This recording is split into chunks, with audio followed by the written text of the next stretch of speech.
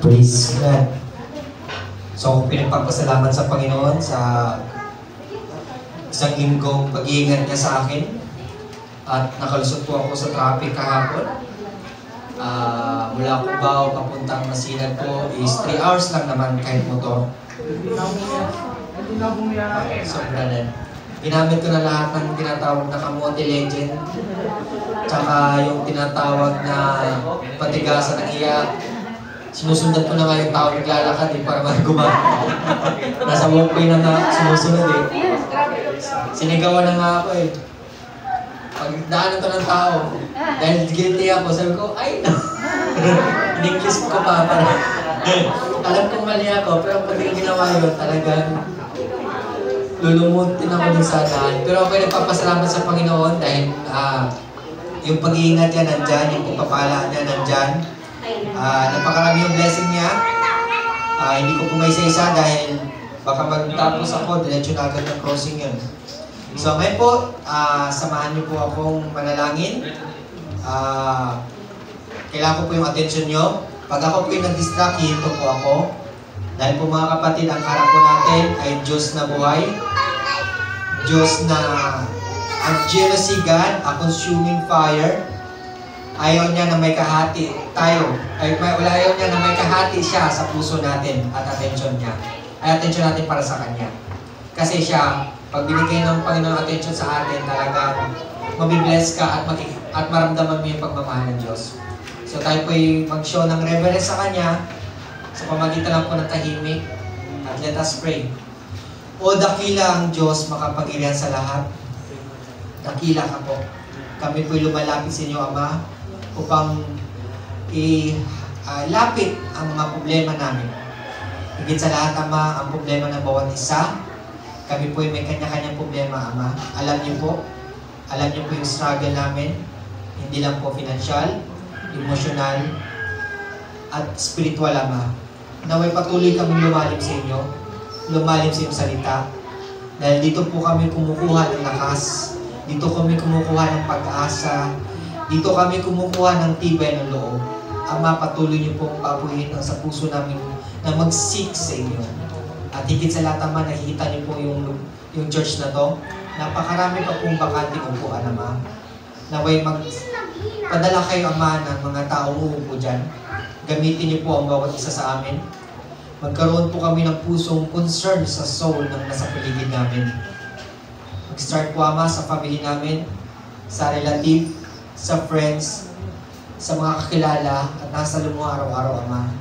Naway bubuka po aming bibig, Ama, sa tulong ng Holy Spirit na mayaya po namin sa church. Dahil alam po namin na nandito masusumpungan ang totoong kaligtasan. Dito masusumpungan ang kasagutan ng problema. Ama, salamat po sa laging pagdinig sa aming panalangin. Higit sa lahat, Ama, patawad po sa aming mga kasalanan na nagawa laban sa inyo, kakulangan, kalampasan.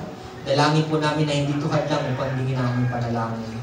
At nilalapit po namin, Ama, sa inyo ang bansang Pilipinas na ito'y maging patuloy na maging malaya. Malaya ang kaming makapag-ebanghelyo ng salita, mahayag kaming, hindi kami malaya na mahayag ang pangalan ni Jesus. Salamat po, Ama, sa bansang Pilipinas. Pagpalain niyo po ito simula sa namumuno hanggang sa pinakamababa, Ama. Sa kabila ng mga issue, sa kabila ng mga sabi-sabi, Ama, sa mga balita na problema ng Pilipinas, naway patuloy magkaroon ito ng peace. Alam po namin naman na hindi niyo po ilalagay yung nanungkulan yan kung dito kalooban. At naway makita po namin ang gusto niyo pong ituro sa amin, Ama. Ama, salamat po at patuloy niyo pong pagpalain ng church na to, ang upper, sa lahat ng membro, sa aming pastor, simula kay Pastor B, Pastor Randy, Pastor Mark, at kasama niyang pastor. Patuloy niyo pong pagpalain namin mga pastor. Patuloy niyo pong palakasin ang physical ng katawan. Higit sa lahat, ang kailang spiritual, Ama. Patuloy kayo mag-send ng revelation, Ama, mga mensahe na mumula sa inyo, upang patuloy kaming palakasin, Ama, upang patuloy kaming manindigan sa inyong salita, Ama.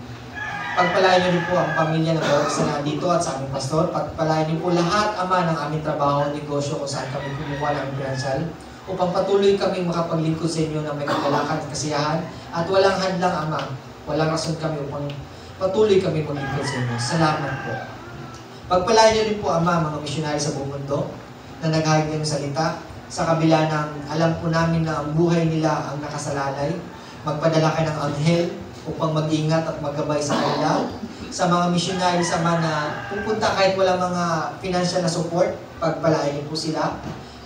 Pagpalain niyo po sila, Ama. Dahil alam po namin, Ama, hindi po madali. Kami nga po, Mama, mag-share lang sa aming kapwa ay talagang nahihirapan kami. Sila pas doon sa lugar na alam nila na bawal. Pagpalain niyo po sila. Salamat po, Ama, sa tatayo sa harapan, sa aming sa mag-message, Ama. Lagisan niyo po kanyang bibig. Paunahan niyo po ang kanyang dila. Naway maintindihan po namin ang iyong mensahe. Buksan niyo po ang aming puso't isipan na maunawaan po namin ito. At hindi lang po maunawaan, Ama, matanim po namin ito sa aming puso't isipan at may pasamuhay. At hindi lang po doon magtatapos ay pasamuhay, Ama, kundi mahayag po namin ang kabutihan niyo sa aming kapwa. Salamat po, Ama. Salamat po. Ito'y samot dalangin namin sa matamis na pangalan ni Jesus. Lahat ay magsabi ng Amen.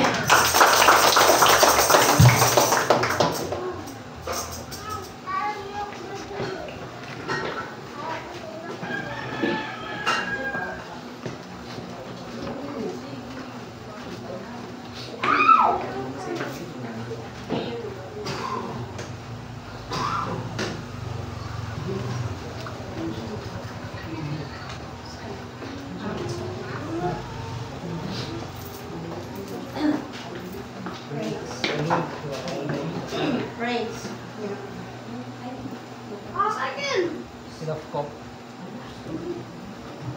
Praise God. Mapagpalang araw po. Tanghali na ba? Tanghali na sa ating lahat. Palapakan po natin ang ating Diyos na buhay. Praise the Lord. So napakapalad natin na nandito tayo ngayon. Amen po ba? May mga kanya-kanya tayong mga dinadaanan o pinagdadaanan sa buhay. May kanya-kanyang problema, may napinapasan, tama po? Pero dahil ang Diyos ay lagi nating kasama. Sabi nga, when I speak your name, ganda ng kantang yun, ano? Mountains move.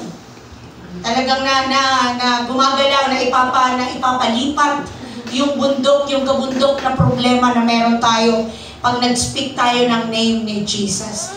So, last Sunday, sabi ko nga, salamat sa Lord dahil nagtagumpay ang pagdiriwang natin ng kanyang katapatan.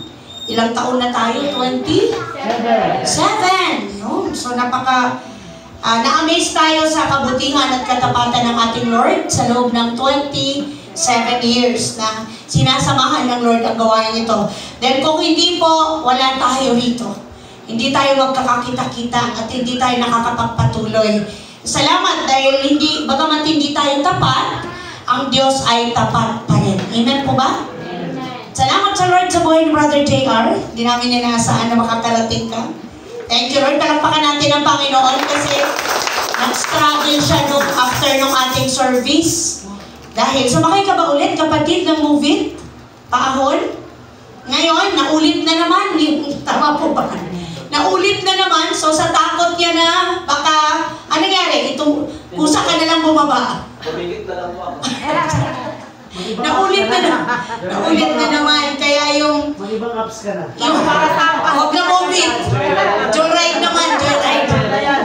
Kaya yung kanyang paa daw, nung kinumusta ko, namamaga. So kaya kasi nga sabi niya, parang nag-back to zero na naman. Bumalik na naman sa simula, namamagana naman yung ikatatanggal lang ng tahino nung Saturday. Pinilit niya kasi talagang nasabi niya sa Lord na magaling na ako, Lord. A-attend ako sa selebrasyon ng anibersaryo ng gawain mo. So yun, kaya yung panalangin talaga namin, kapatid, na makaya mo ulit. Na makasama ka na namin. Kasi nga po, hindi biro yan, di ba? Pero magsisimula ulit manariwa yung sugat. So yun, okay naman po, hindi naman bumuka yung ano niya. Or hinayaan mo lang na nakabenda. May part lang po na bukas. May part. Ayaw na namin tingnan. Imagine lang namin parang na ano na yung ano namin pagdating sa ganyan. Salamat sa Lord sa buhay ng bawat isa. May iilan po na wala. Ano po? May mga kapatiran tayo wala. Marahil may mga suliranin din na pinagdadaanan. O yung iba naman ang lalamig. No? Sumasabay sa lamig ba ng panahon? Parang ngayon lang naman lumamig. Ano po? Ito na ba talaga yung totoong simoy ng December? Malamig na maligo, ano? Kaya, malamig na magbuhos ng tubig. Yan. So, ayan, may mga kapatiran tayo na nangangailangan ng prayer kasi may mga problema po na pinagdadaanan. So, salamat dahil pag lumapit tayo sa Panginoon, hindi po tayo mabibigo. So, salamat sa Diyos. Sabihin nga natin ulit, congrats sa'yo. Congrats sa'yo. Oh, binabati kita sa tagumpay ng anibersaryo. Palagpakan natin ang Lord. Salamat po mga kapatid sa suporta. Salamat sa buhay ninyo. Salamat sa mga anak ng Diyos na nag-effort. Yung simula pa lang kung paano ito inayos, ano? Andiyan ang mga kapatiran nating masipag na nawala bigla. Wala na ba yun? Pang-question ba yun? Maganda sana yung inaasahan ko pati Sunday andyan pa. Maganda yung decoration dito eh. Nasira na yun. Pwede pa yung anak ulitin? Kasi mga... okay. Tapos, yun nga sabi ni Kim, tinanggal niya yung kurtina, pero mas okay. Ano po? Medyo umaliwala siya, medyo lumuwag, kasi nga yung kurtina medyo na ano siya eh. Then, nilagyan na nila ng mga verse. So, maganda pala talaga pag nalagyan na ng mga verses siya. Meron na rin tayong karagdagang bulletin board dyan. Maganda. Kasi mas nagiging presentable yung ating bahay panambahan. So, iba pa rin talaga pag meron tayong mga kapatiran na nag-e-effort. Yung nagbibigay ng time para maayos ang ating bahay sambahan. So, salamat din po sa Lord sa mga kapatiran din na tumugon sa ating mga napagkasunduan. Lahat po. Simula na nag-meeting tayo hanggang dumating yung June. Tama ba, Giselle? Palakpakan natin ang Lord. Lahat po kayo ay on time sa ng Panginoon. Salamat po sa buhay ninyo. Alam na po ninyo kung sino kayo. Tayo rin naman lahat yun sa biyaya ng Panginoon. Salamat sa panalangin. Salamat sa mga kapatiran na naka-fellowship natin noong last celebration ng ating anniversary. So, mamaya din po may announcement tayo, pero dito muna tayo sa ating message. Salamat sa Lord sa mensahe na binigay sa atin ngayon. Napakahalaga po nito. Meron po tayong topic no nakaraan na ipagpapatuloy natin. Ang topic natin ngayon ay, anong sabi? You were sealed by the Holy Spirit. Tayo po tayo at basahin natin ang word ng ating Panginoon sa aklat ng Efeso chapter 1 verse 13 to 14. Go! Sa pamagitan ni Kristo, kayo rin nakakarinig ng salita ng katotohanan, ng magandang balita, dulot ng kaligtasan, at sumampalataya sa Kanya. At nagpaluba ng pinangakong Espiritu Santo bilang tatak ng pagkakirang sa Kanya. Ang Espiritu ay bayan na makamit natin ang na lahat ako ng Diyos sa atin. Sa gayon ay pupurihin ang Kanyang kaluwalhatian. Ephesians 4 verse 30. Andyan po ba? Amen. At huwag ninyong saktan ang kalooban ng Espiritu Santo sapagkat siya ang katawan ng Diyos sa inyo. Ang katibayan kayo'y ubusin ng kagalitang panahon. Amen. Let us pray. Aming Ama na nasa langit, Diyos na makapangyarihan sa lahat, sa pangalan po ng iyong anak na si Jesus, patuloy kaming lumalapit sa inyo. Nagpapasalamat po kami sa katagumpayan ng amin pong pagpupuri at pagsamba sa inyo. Salamat Lord dahil minsan mo pang pinatunayan na kami po ay may kalayaan na sumamba sa inyo sa spirito at katotohanan.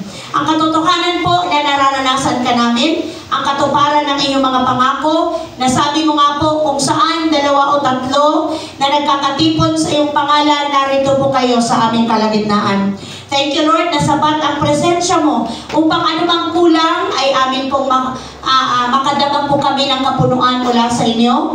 Anuman po ang aming mga kailangan ay makatanggap po kami mula sa inyo, Panginoon, dahil ikaw ay Diyos na tapat sa inyong salita. Lord, salamat sa kalayaan na magsama-sama kami ngayon para pag-aralan po ang inyong mensahe, ang inyong banal na salita. At ang salita mo po ay makapangyarihan, mabisa, ito'y buhay, ito'y matalas, kaysa alimang tabak na magkabilay talim. Tulungan mo kami na maintindihan, maunawaan po namin ang bawat salita mo na amin pong mapag-aaralan.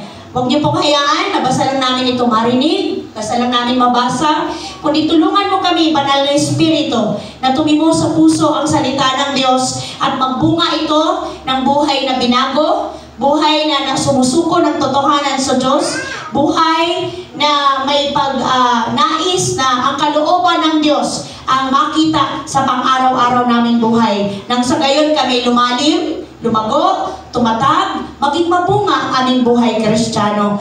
Kausapin mo kami, Panginoon, sa isang simpleng kaparaanan at katagpuin mo po kami sa aming mga pangangailangan. Lalo tigil ang pangangailangan ng aming kaluluwa, ng aming espiritu. Panginoon, ang aming dalangin, abutin mo po ang bawat isa. Yung pong maaabot ng aming tinig, pagpalain mo po ang kanilang mga puso.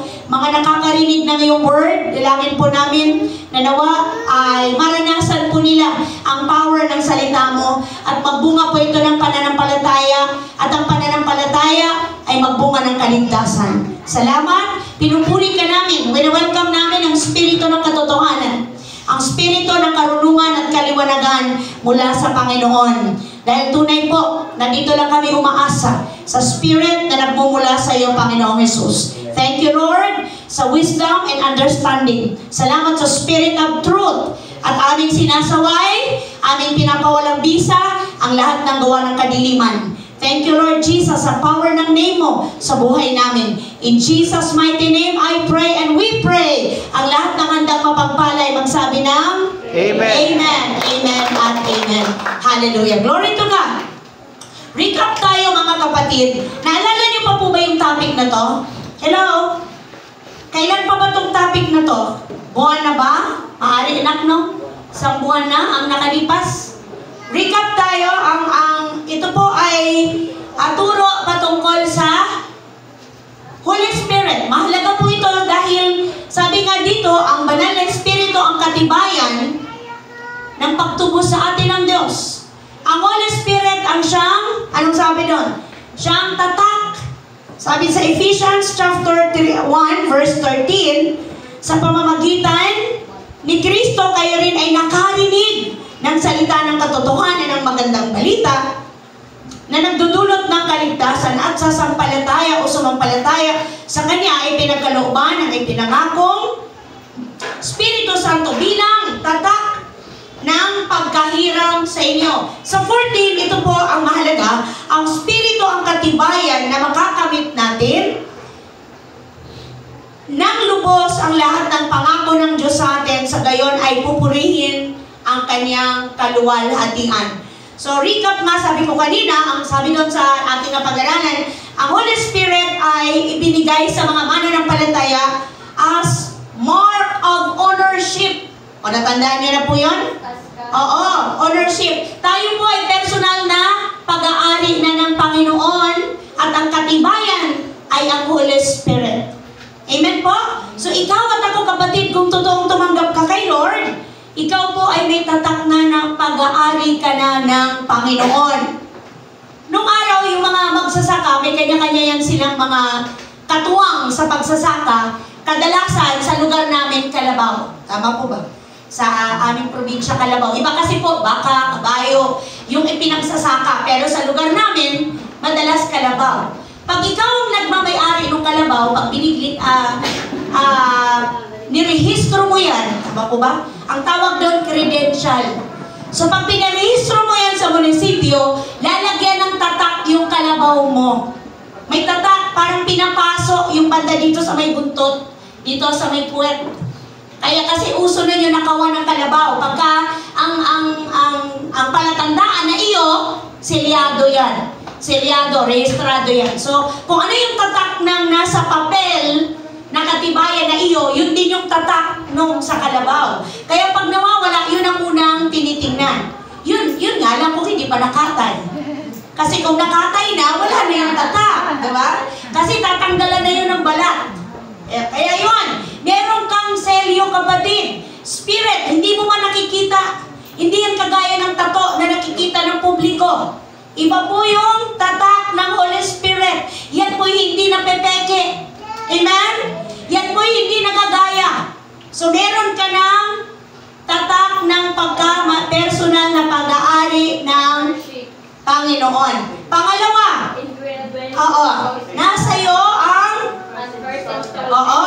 Ito ay garantiya ng deposito o first installment sa ating mga believers na buhay mula sa Panginoon. Bakit first installment? Kasi ito pa lang yung unang patikim. Amen? Ito pa lang yung katibayan, merong garantiya, may deposito, yung Holy Spirit. Yun yung meron ka nung tinanggap mo si Christ. Bakit installment? Kasi yung kabuuan, yung kaganapan nito, pag nasa piling ka na ng Panginoon, yun ang pangwalang hanggan. Ito po yung recap pa lamang nung nakaraan natin topic. Kasi ang topic natin ngayon ay You Were Sealed by the Holy Spirit Part 2. So yung nakaraan, kung natatandaan ninyo, ito po yung ating binabalikan. At pangatlo, the Holy Spirit anoints believers in order to give them power to witness. Kaya, pagka ikaw ay nag-share ng gospel in public, hindi ikaw ang kikilos, kundi yung Holy Spirit. Amen po? Mayroon kang, kaya nga sabi nung mga, sabi ni Jesus sa mga disciple, huwag kayong matakot. Huwag kayong mag-alala kung anong dapat niyong sabihin kung kunyari, nagkaroon ng persecution, di ba? Dinakip kayo, at marami nga yung nangyayari sa iba't ibang lugar. Na yung mga hayagang nangangaral ng Word of God ay tuwirang dinadakip. Yung iba nga, hindi lang dinadakip, pinapatay diretso. Pero yung iba, nililitis, di ba? Sinasakdal sa hukuman. Ang sabi doon ni Christ, huwag kayong matakot. Huwag kayong mag-alala kung ano ang inyong sasabihin. Huwag kayong matakot at mag-alala kung paano nyo i-depensa yung sarili nyo dahil hindi kayo ang magsasalita, kundi yung Holy Spirit na nasa inyo. So sa atin naman po, huwag kayong matakot mag-share ng gospel. Huwag kayong matakot magbahagi ng inyong kaligtasan, ng inyong paruroonan. Huwag kayong mahiya dahil kasama ninyo ang banal na Espiritu. Siya yung magbibigay sa inyo ng power, ng tapang na i-share ang gospel of salvation. At yung kahuli-hulihan, anong sabi doon? The Holy Spirit help us to produce godly characters within our human personalities. Kasi may kanya-kanya tayong mga personalidad. Hindi tayo ganun kadaling mabago. Hindi tayo ganun kadaling magbago ng anyo na from kambing tutupa agad. Hello. Hindi. Nasa proseso po. The more na nagsasabi ka na ikaw ay susunod sa Panginoon, the more kang ititest ng Lord. Amen po ba? The more kang idadaan sa mga pagsubok. The more kang idadaan sa mga trials. Kaya nga, sa tulong ng Holy Spirit, kaya mo magpakita ng mga pagbabago sa buhay mo. Kasi ang sabi ng, if anyone is in Christ, he is a new creation. The old things has gone, behold, the new has come. Bago na ako, bago ka na. Pero hindi, sabi ko nga ulit kanina, hindi yan magic. Na tinanggap mo si Lord ngayon, paglabas mo sa church, bago ka na. Unti-unti po, may proseso kang pagdadaanan. Kaya nga kapatid, kailangan mong labanan yung struggle mo. Kailangan mong labanan yung iyong flesh. Kailangan mong magpatuloy, makinig ng word, magbasa ng salita, manalangin. Amen po ba? Dahil doon ka kakatagpuin ng Panginoon. So ngayon po, pagpapatuloy na pag-aaral natin sa You Were Sealed by the Holy Spirit, ang ating fokusan ay sa Ephesians 4 verse 30. Ang sabi niya doon sa verse 30, huwag ninyong saktan ang kalooban ng Espiritu Santo, sapagkat siya ang tatak ng Diyos sa inyo, ang katibayan na kayo'y tutubusin pagdating ng takdang araw. So pwede pala natin saktan ang Holy Spirit? Pwede pala siya magtampo, pwede pala siyang masugatan, pwede pala siyang masaktan. Sabi niya doon sa English, do not grieve the Holy Spirit of God, with whom you were sealed for the day of redemption. So nag-grieve ang Holy Spirit, may times na nag-grieve ang banal na Espiritu. Pag ang anak ng Diyos ay ibinabaliwala niya kung ano yung kalooban sa kanya ng Panginoon. Tandaan natin, ang kinakausap dito, ikaw at ako na meron ng Holy Spirit. Ikaw at ako na totoong tumanggap sa Panginoon. Mahalaga po na intindihin nating maigi. Bakit? Ano po ba sabi sa Romans 8:14? Sa Romans 8:14, ang sabi po dyan, 8:14. Andyan po ba? Sa 14, ang sabi diyan, ang lahat ng pinatnubayan ng Espiritu ng Diyos ay mga anak ng Diyos. So kapatid, kung ikaw ay anak ng Diyos, pumapatnubay sa iyo ay ang banal na Espiritu. Kaya pag ikaw ay nakakagawa ng mga bagay na hindi ayon sa Espiritu ng Diyos, nagigrieve siya. Nasasaktan siya. Diba nga pagmahal mo sa buhay? Diba pagka sobrang mahal mo ito at nasaktan na, nakagawa ka ng bagay na walang kinalaman sa relasyon ninyo, I mean, yung hindi niya in-expect na magagawa mo, nasasaktan ka, diba? Yung hindi niya akalain na magawa mo sa'yo yun, magawa niya sa'yo yun, nasasaktan ka. Amen po? Kaya ganun din po yung Holy Spirit. Kaya napakahalaga po na bigyang pansin natin bilang mga anak ng Diyos na tayo po ay mayroong banal na Espiritu na nananirahan sa atin. So, ang mahalagang question siguro sa bawat isa sa atin, paano ba? Paano ba nasasaktan ng Holy Spirit? Kailan ba ito nangyayari? Hello, mga kapatid. O nga, no? Kailan ba nag-grieve yung Holy Spirit sa buhay ko? Kailan ba nasasaktan ng banal na Espiritu sa ating buhay? Number 1, kapag, meron po ba dyan? Go church, kapag? Buhay sa laman. Lahat tayo, guilty dito. Pag tayo po'y namumuhay sa laman or flesh. Ang sabi diyan sa Romans chapter 8, tingnan niyo mga kapatid, Romans 8, kaya nga wala nang kahatulang parusa sa mga taong nakipag-isa kay Kristo Jesus. Mga kapatid, ikaw at ako na may Holy Spirit, na tinanggap si Jesus as Lord and Savior. Anytime, pag humarap ka sa iyong Creator, sa Savior mo, hindi ka nakakatulan. Ang meron sa iyo reward.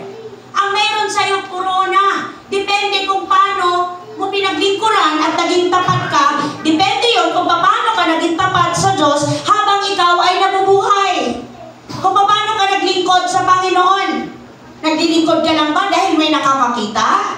Naglilingkod ka lang ba dahil may pumupuna? Maglilingkod ka lang ba dahil may nakaka-recognize? May nagbibigay sa iyo ng reward? Hello!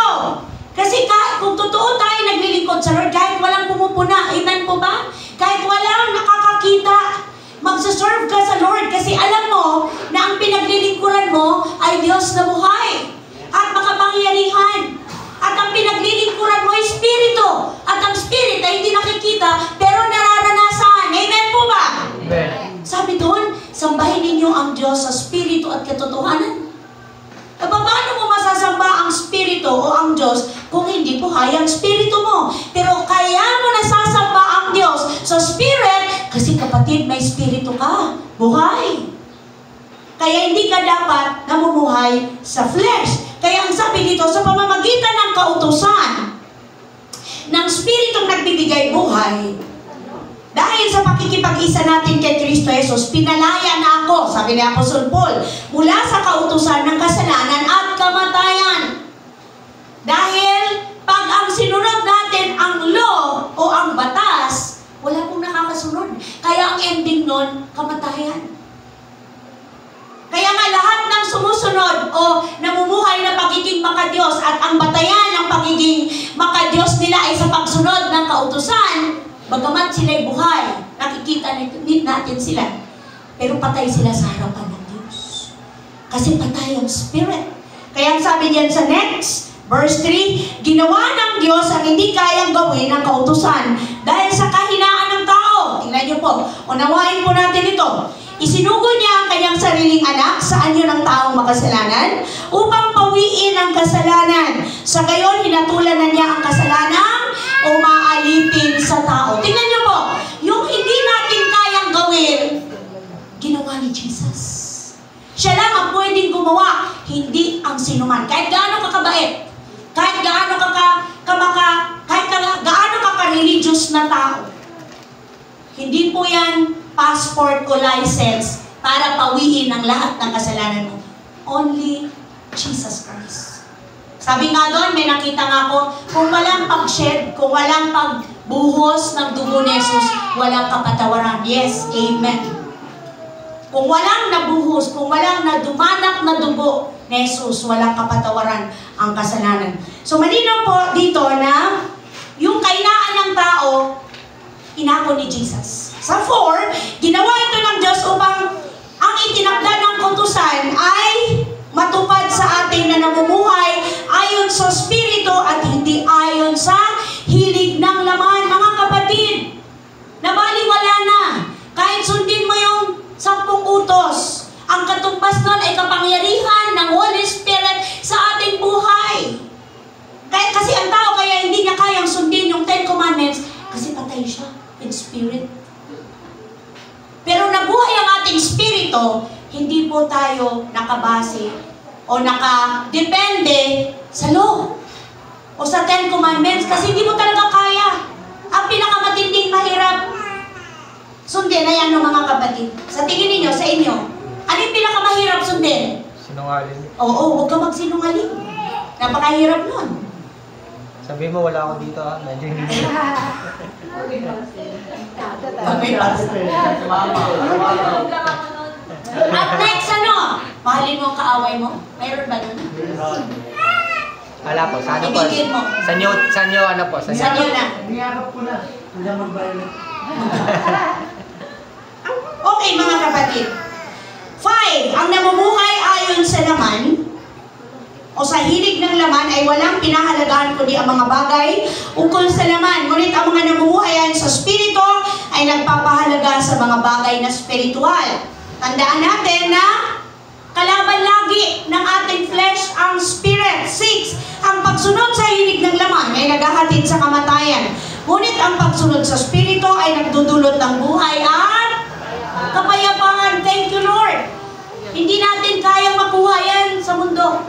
Yung peace na dulot o bigay ng Holy Spirit sa puso natin. Even marami tayong kabigatan. Even meron tayong mga problema, may mga takot. Sa kabila nun, meron kang peace. Kaya nga, kapag itinuon ng tao ang kanyang pag-iisip sa mga hilig ng laman, ano nangyayari? Siya'y nagiging kaaway ng Diyos sapagkat hindi siya nagpapasakop sa batas ng Diyos. At sadyang hindi niya ito magagawa. At ang nabubuhay ayon sa hilig ng laman ay hindi maaring, what?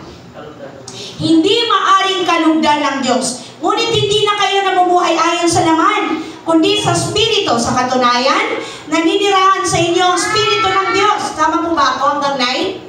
Kung wala sa isang tao ang Espiritu ni Kristo, hindi kay Kristo ang taong yun. Kaya nga, pag hindi mo nagagawa yung mga bagay na dapat gawin ng isang taong nagtataglay ng Holy Spirit, manalangin po kayo. Hingin po ninyo sa Panginoon, Lord, sabi mo, Lord, ito yung bunga ng banal na Espiritu. Pero bakit wala ito sa buhay ko? Gusto ko pong maranasan ito. Ikaw at ang Diyos ang nakakaalam niyan. Ikaw ang nakakaramdam, ikaw ang nakakaalam kumusta na ba ang spiritual life mo. Kumusta na ba ang pamumuhay mo, ang walk of life mo kasama si Jesus? Kumusta na ba ang priority mo? Ano ba ang priority mo? Yung nais ng flesh o yung nais ng spirit? So kadalasan naglalaban ang lahat ng yan. Mga kapatid, huwag nating hayaan na ang ating katawan ay masanay sa kasalanan. Dahil ang sabi ng Lord, ano ang katawang ito? Ano ang Amen? Templo ng... Oh, totoo nga po ba yan? 1 Corinthians, nandyan po ba? 1 Corinthians chapter, ano yan? Chapter, 1 Corinthians chapter 6, medyo mabigat po ito, pero kailangan ko pong ituro, kasi ito po ang leading ng Holy Spirit. Umiyak ako sa Lord, sabi ko, Lord, bigyan mo ako ng tapang, bigyan mo ako ng power in Jesus' name. Kasi ang sabi dito, 18, may 18 ba? 18 anak meron? Iwasan, ano sabi niyan? Iwasan ninyo ang immoralidad. Ang ibang kasalanang nagagawang ng tao hindi nakasira sa katawan. Ngunit ang gumagawa ng immoralidad ay nagkakasala laban sa sarili niyang katawan. Hindi ba ninyo alam na ang inyong katawan ay templo ng Espiritu Santo na nasa inyo at ipinagkaloob ng Diyos sa inyo? Hindi ninyo pag-aari ang inyong katawan, sapagkat binili na kayo sa isang halaga. Kaya, anong sabi dyan? Gamitin ninyo ang inyong katawan upang maparangalan ang Diyos. Paano ba isasalarawan ang immoralidad? Sa panahon natin ngayon, basic na lang ba ang immoralidad ng buhay?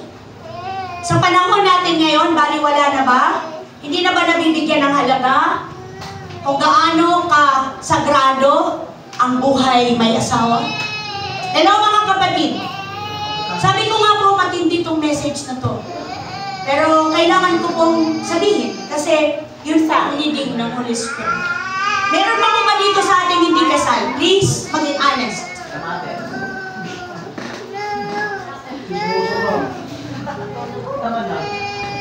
Marami pong nag-raise ng hands. Mga kapatid, Kristiyano na kayo. Open po ang simbahan para kayo po ay magpakasal. Rehistrado po tayo para magkasal. Opo. Lahat, dedication, yung magkaiba po yung baptism sa handog. Kasi ang baptism, ginagawa natin ito para sa mga handang maglingkod sa Panginoon.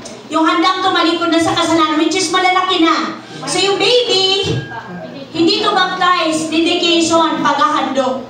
So legal po tayo, meron tayong mga legal papers. Yan po si Brother Johnson ang naglalakad yearly. Kapatid, pasok pa tayo, no? Pwede pa, okay. Oo, yearly tayo. Updated po. Oo, ako po ay nakakonect sa license. Kaya ako po ay allowed magkasal at opo. Opo. Kasi hindi po tayo kolorong. Lisensyado po ang ating simbahan. So mga kapatid, anong nakakadlang? Bakit ayaw niyong magpakasal? Budget daw. Hindi po totoo yan. Kahit walang budget, pwedeng magpakasal. Kayo po ay mga Kristiyano na alam niyo na ang katotohanan. So kailangan ninyo ng basbas ng Panginoon bilang pagkilala na kayo ay kinikilala ang inyong pagsasama sa harapan ng Diyos. Magpa-schedule po. Kung past wedding, pwede. Ano tawag ng kapatid? Yung sabay-sabay? Mass wedding, pwede, pwede po yun. Kailangan ko lang makuha yung inyong detalye. At mismo, i-ano po natin yan, i-schedule. Mga kapatid, sagrado ang pag-aasawa. Amen po ba? Amen. Hindi tayo dapat makiayon sa takbo ng mundo. Sabi dito ng Bible, may mga kasalanan na hindi nakakasira sa katawan. Pero ang immoralidad, ang pagsasama ng hindi kasal, ang katawan ang nasisira. Kasi ang katawan mo, ang katawan ng iyong partner ay templo ng Holy Spirit. Kung ikaw ay bago manampalataya, bago nag-accept kay Lord, ay yun na ang setup. Okay. Ngayon na ikaw ay Kristiyano na, iayos na. Amen po ba? Amen. Kung yan na ay willing na kayo, dapat naman talaga kasi mag-asawa na eh. At alam nyo na ang truth na hindi nalulugod ang Diyos sa nagsasama ng walang basbas. Kailangan may basbas ng Panginoon. Bakit po? Dahil ang inyong katawan ay templo ng Holy Spirit at yung katawang yan ay hindi nyo pag-aari. Kaya hindi nyo dapat dinudumihan. Hindi inuukitan. Hindi kung ano-ano ang inilalagay. Dahil ang sabi ng Lord, binili kayo sa malaking halaga. Anong pinantubos sa inyo? Dugo ni Jesus. Hindi kayang tumbasan ng pera. Walang katumbas na pera. Kaya ang sabi dito, parangalan ninyo ang Diyos, gamitin ninyo ang inyong katawan upang maparangalan ang Diyos. Mga kapatid, masakit yung word, pero ang sabi ng Lord, open rebuke is better than secret love. So, lahat po ng ating tanyang topic nasa scripture. Kaya nga kaninang madaling araw, nung binabasa ko to, Lord, matinding mensahe ito. Pero, kung itong kalooban mo, susunod ako. Amen po ba mga kapatid? Amen. Kaya kung kayo ay ay mag-boyfriend, girlfriend pa lang, igalang po ninyo ang pag-aasawa. Huwag kayong lumagpas sa bagay na ginagawa na ng mag-asawa. Amen po ba? Amen. Dahil nandoon ang curse. Tandaan ninyo, pag kayo ay nananalangin, may bara. Pag kayo ay namumuhay sa kasalanan. Hindi yan ang kalooban ng Panginoon sa kanyang mga anak. Kaya itinutuwid tayo. Now, may magpapakasal na ba? Bukas na. May magpapalista na ba? Hello mga kapatid! After service daw. May amen. Praise the Lord. Meron na bang magpapalista? Open mo yung record mo dyan, Giselle. Mamaya, magpapalista na sila. So mag-antay ha. Mag-antay tayo sa tamang panahon na kayo ay basbasan ng Panginoon. Na kayo ay selyuhan ng Holy Spirit bilang mag-asawa. Tandaan niyo, ang sabi sa Bible, ang dalawa magiging isa. Kaya, one flesh na kayo and one spirit. Kaya hindi mo pwedeng pilitin. Baguhin ang asawa mo kung ikaw mismo walang pagbabago. So, ikaw muna. So, ang pakikipag-asawa, ang pag-aasawa ay kagaya ng pakikipag-isa nyo kay Christ. Amen po ba? Kaya hindi biro ang pagpasok sa buhay mag-asawa. So, next po, Galatians 6. Meron pa ba? Meron pa tayo mga kapatid. Matindi yung word ng Lord ngayon, pero thank you Lord. Kailangan po talaga nating sabihin ito sa atin, sa akin, sa lahat. Galatians chapter 6, meron po? 7 to 8. Huwag ninyong linlangin ang inyong sarili. Meron po ba sa monitor? Hello! Huwag ninyong linlangin ang inyong sarili. Hindi maaaring tuyain ng Diyos. Kung ano ang itinanim ng tao? Okay, yun din ang kanyang aanihin. Ang nagtatanim para sa sarili niyang laman? What?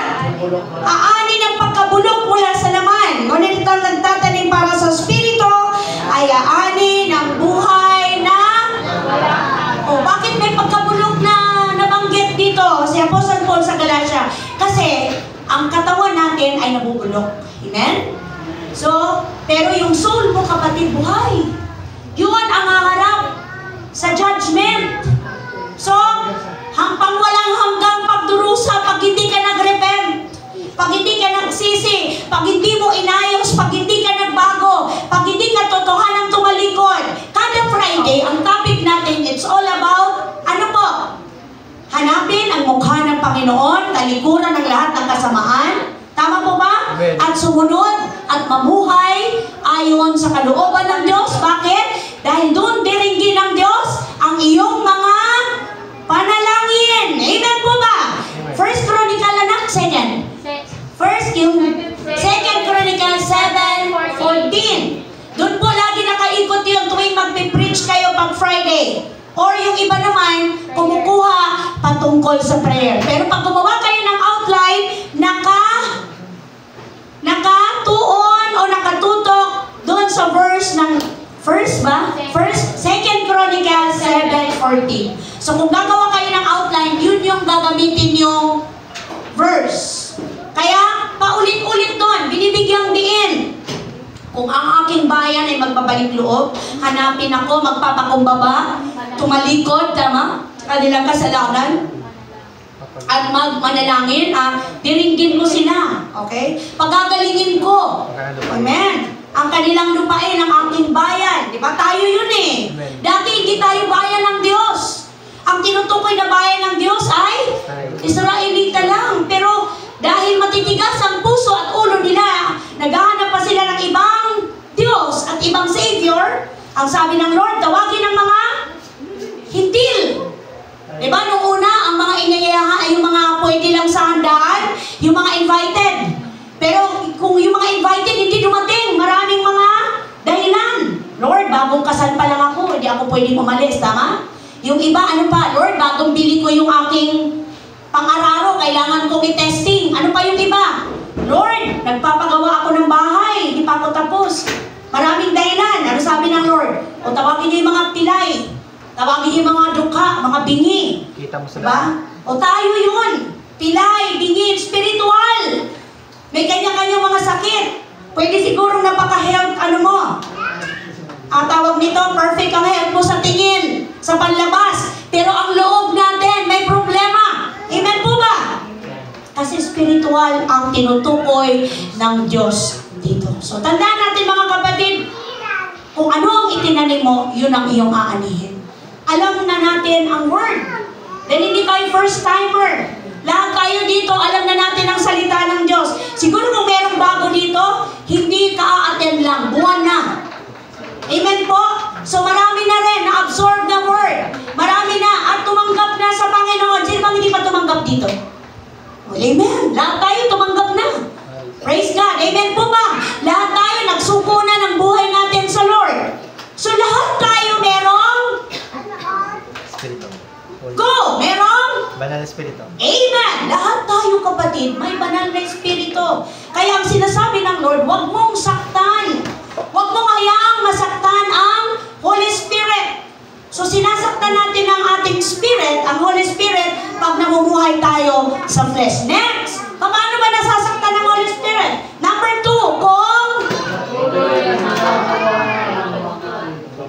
kung patuloy mong ginagawa ang mga bagay na ito. Ano ba yon? Galatia chapter 5. Ano po ba yon? 16. Sinasabi ko sa inyo, mamuhay kayo ayon sa Espiritu at hindi ninyo pagbibigyan ang mga pagnanasa ng laman. Sapagkat ang mga pagnanasa ng laman ay laban sa kagustuhan ng Espiritu at ang kagustuhan ng Espiritu ay laban sa pagnanasa ng laman. Magkalaban ang dalawang ito, kaya napipigilan kayo sa paggawa ng nais ninyong gawin. O, totoo ba yun? Paano? Ano yung example? Gusto mo mag-pray, hindi ka makapag-pray kasi naantok ka, pagod na. Pwede ba yun? Gusto mo magbasa ng Bible, pero masarap mag-cellphone? Tama pa ba? O ano yun? Flesh ba yun o spirit? Flesh. Tamo na? O mas masarap kumain kaysa mag-fasting? Well, maiintindihan ng Lord. Kasi marami akong ginagawa. So ano yun? Oy, kaya ang sabi dito, kung pinapagnubayan kayo ng Espiritu, wala na kayo sa ilalim ng kautusan. 19, hindi maikakaila ang mga gawa ng laman. Pakikiapid, kahalayan, kalaswaan, pagsamba sa Diyos-Diyosan, pangkukulam. May mga nangkukulam pa ba dito? Mamaya ka lang may karayong. Pagkapuot, pag-aaway-away, o pag-aaway o. O next, ano yung next? Pagsiselos, gawayan ng laman. Pagkakagalit, kasakiman, pagkampi-kampi, pagkabahagi-bahagi. Anong next? Pagkaingit, pagpatay. Ano yung next? Paglalasing. Ang pag-iinom at paglalasing. Quiet. Ang paglalasing at pag-iinom magkaiba. Pag nag-inom ka lang, okay lang yon. Pag naglasing ka na, anong tawag nun? Yun na sobrang nawaoy na. Ako na tong dili, pwede man. Kaya hindi mo nakilala ang sarili mo. Nanaksak na si Buboy. Inom lang tayo po yan. Inom lang tayo. Ano pa? Anong sabi doon? Next. Walang taros o habas na pagsasaya at iba pang katulad nito. Muli ko kayong binabalaan. Ang gumagawa ng mga ito ay hindi magkakaroon ng bahagi sa kaharian ng Diyos. Lahat ba tayo guilty rito? Amen. Mga kapatid, kaya nga sabi namin ayoko maging born again, ang daming bawal. Ayoko mag-praise the Lord, maraming bawal. Hello! Kung alam mong makakasama sa katawan mo, bakit mo? Opo, bakit mo ipagpipilitan? Hindi mo pala kayang pigilin ang sarili mo. Bakit ka pa nagpipilit uminom? Ha? Pwede ka naman uminom, huwag ka maglasing. Pero kung hindi mo kayang kontrolin, opo, uminom ka. O uminom ako, hindi po ako tumatanggi. Umiinom po ako. Anong brand ko, anak? Tuba.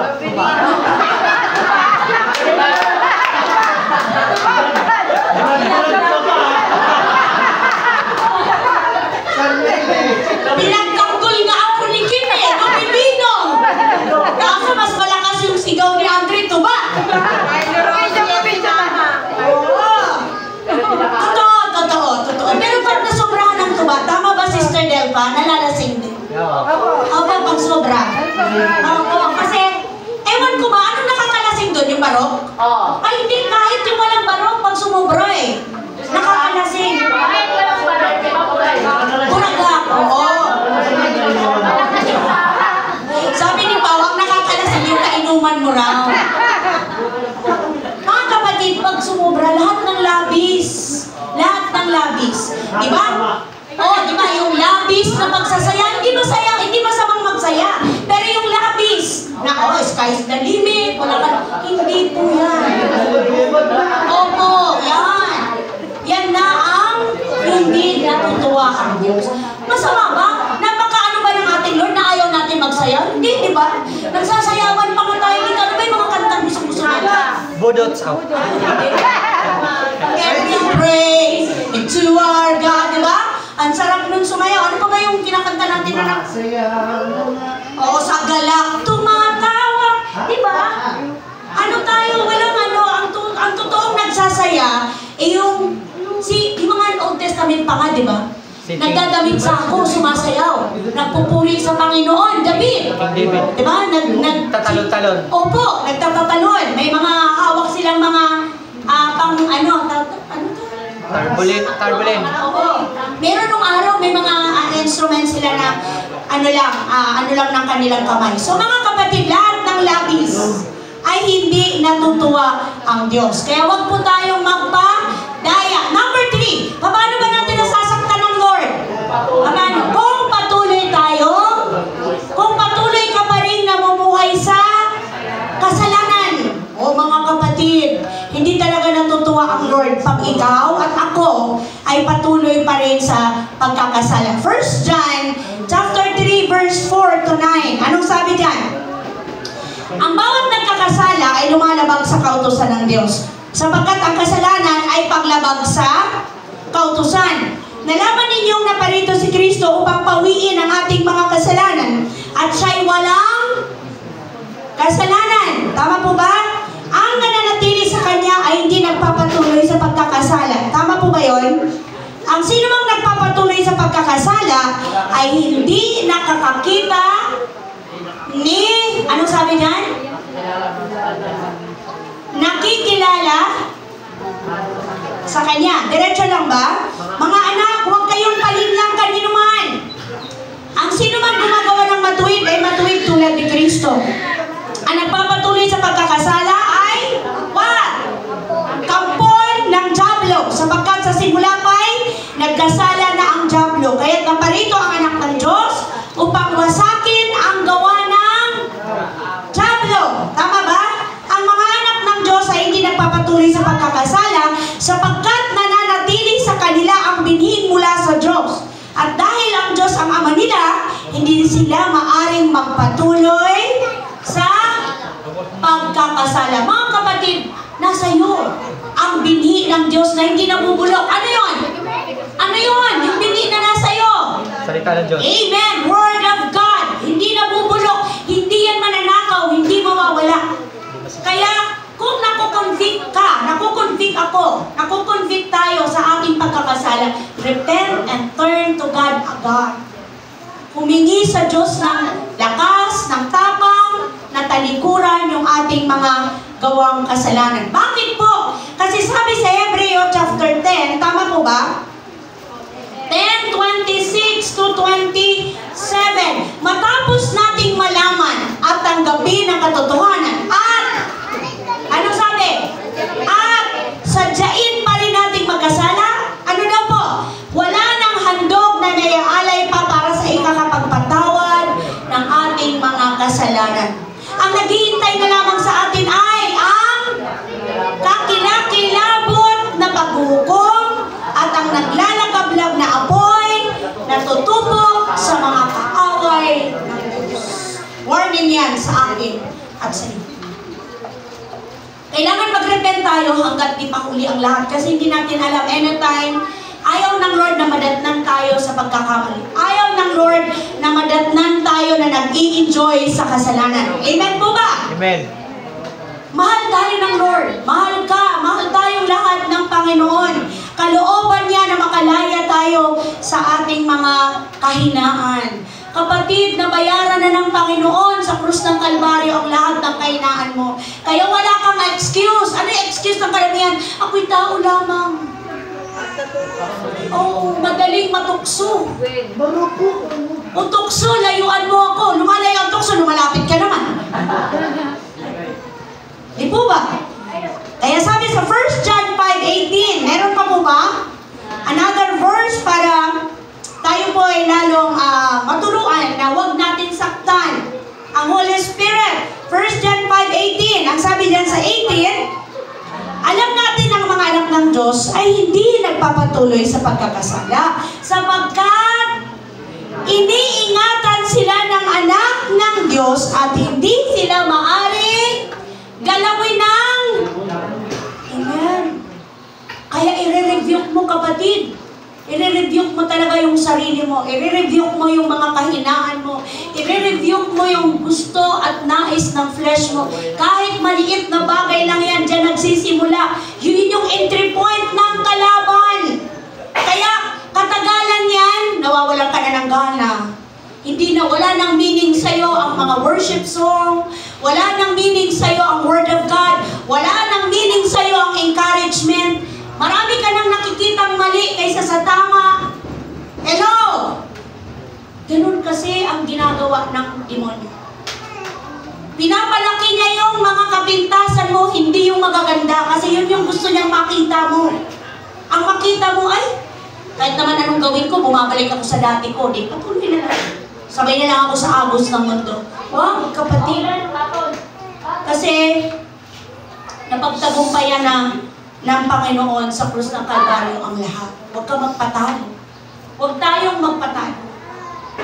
Mahal tayo ng Diyos, kaya hindi niya nais na tayo po ay madaya ng tuluyan ng kaaway.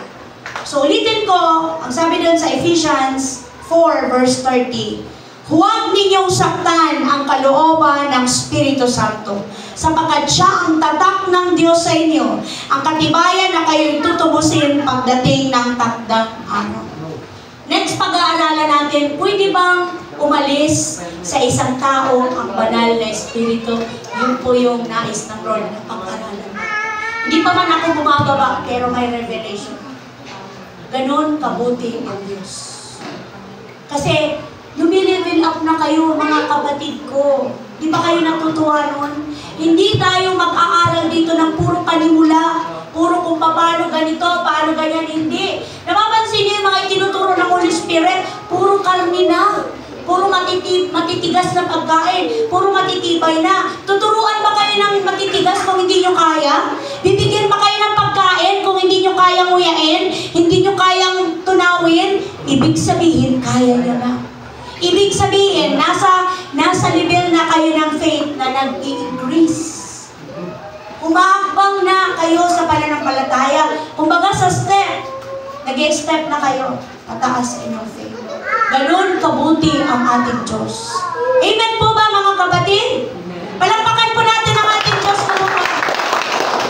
Kaya lagi natin hilingin sa Lord, Lord, tulungan mo ako mabuhay ayon sa nais ng Spirit. Tulungan niyo po ako mamuhay ayon sa kalooban mo. Tulungan mo ako, ipakita mo sa akin, Lord, yung mga bagay na ginagawa ko, iniisip ko, sinasabi ko, na pwedeng masaktan ng Holy Spirit. Marami po. Maya-maya tayo nagkakamali. Amen po ba? Maya-maya tayo nagkakasala. Maya-maya tayo nagkukulang sa Diyos. At ang pinakamatindi, yung hinahayaan natin na yung nais ng laman, ang manaig at hindi ang nais ng Spirit. Nagpapasalamat po ako sa church na to, sa biyaya ng Panginoon, apaw-apaw. Kasi pag sinabi natin, oh, fasting tayo, nakikiisa kayo. Isa yun. Isa yun. At salamat kasi nagiging tapat kayo na. Hindi ko po kaya, yung usapan po natin from umaga hanggang gabi, tanghali na po ako nag-start. Problema ba yun? Hindi po. Unang-una, ikaw at ang Lord na nag-uusap. Amen po? Ikaw at ang Panginoon na nagkakaunawaan, nagkakaintindihan. Ang mahalaga dito, pinatunayan mo na pwede mong i-deny ang sarili mo. Pwede mong i-deny ang tawag ng Diyan. Oo, ang tawag ng Diyan. Yung kasi, ito yun eh, lagi nagsasabi, gutom ka na, tama na yan. Hindi mo kaya, hindi ka na makakatayo. Lalabo na paningin mo. Kasi gutom ka na. No! I-rebuke mo sarili mo. Hindi, kaya ko to. I can do all things through Christ who gives me strength. The Lord is good. The Lord is faithful. Lahat kaya ko sa tulong ng Panginoon. Mga kapatid, may natutunan ba? Amen. May aral ba kayong nakuha mula sa kahalagahan ng tatak ng Holy Spirit? Tandaan po natin tayong lahat ay may tatak ng Holy Spirit. So, huwag nating hayaan. Huwag tayong masanay na laging saktan ang banal na Espiritu. Sa atin pong pagtatapos, ang sabi po dyan sa challenge natin, Aklat ng Galatia, meron po ba? Galatia chapter? Chapter? Okay. Anong sabi diyan sa Galatia 5:25?